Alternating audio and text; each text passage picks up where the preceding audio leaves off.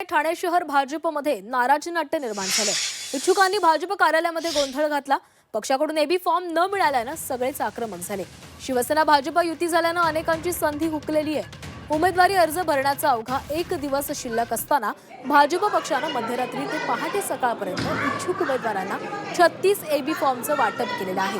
महायुती झाल्यामुळे भाजप पक्षातील अनेक इच्छुक उमेदवारांची संधी हुकल्याने त्यांनी मध्यरात्री भाजप पक्ष कार्यालयामध्ये मोठा राडा घातला। आमदार निरंजन डावखरे व आमदार संजय केळकर तसेच जिल्हाध्यक्ष यांनी त्यांची नाराजी जरी दूर केली असली तरी हे कार्यकर्ते आता बंड करणार का हा प्रश्न निर्माण झाला। दरम्यान याबाबत भाजपच्या कार्यकर्त्यांशी संवाद साधला आमचे प्रतिनिधी शुभम कोळी यांनी। काल मध्यरात्री जे आहे ते भाजपच्या याच कार्यालयामध्ये जे आहे ते मोठ्या प्रमाणात राडा जो आहे तो काही कार्यकर्त्यांचा जो आहे तो पाहायला मिळाला होता। परंतु कार्यकर्त्यांच्या हस्तक्षेपानंतर जे आहे ते थांबवण्यामध्ये आलेले आहेत आणि आता देखील एबी फॉर्मचं वाटप जे आहे ते भाजप कार्यालयामध्ये सुरू आहेत।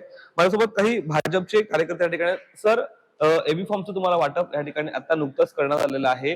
कोणत्या प्रभागामध्ये तुम्ही इच्छुक होता आणि काय नेमकं सांगाल एकंदरीत? प्रभाग क्रमांक 2 मधून 2D या ओपन कॅटेगरीमधून मला आता एबी फॉर्म दिलेला आहे पक्षाने आणि पक्षाने जे आदेश दिलेत आणि वरिष्ठांच्या आदेशाप्रमाणे आम्ही जे काय आता त्यांनी निवडलेले उमेदवार आहोत आणि युतीचा धर्म पाळून आणि ज्येष्ठांचे सगळे आदेश पाळून आता या ठाणे महानगरपालिकेवर भगवा झेंडा फडकेल आणि युतीचा महापौर बसेल अशा आमच्या पद्धतीने आम्ही रणनीती आखून आमचं यशस्वी होऊ। किती कार्यकर्त्यांना नेमके इच्छुक उमेदवारांना एबी फॉर्मचं वाटप आतापर्यंत अंदाजे करण्यात आलेलं आहे?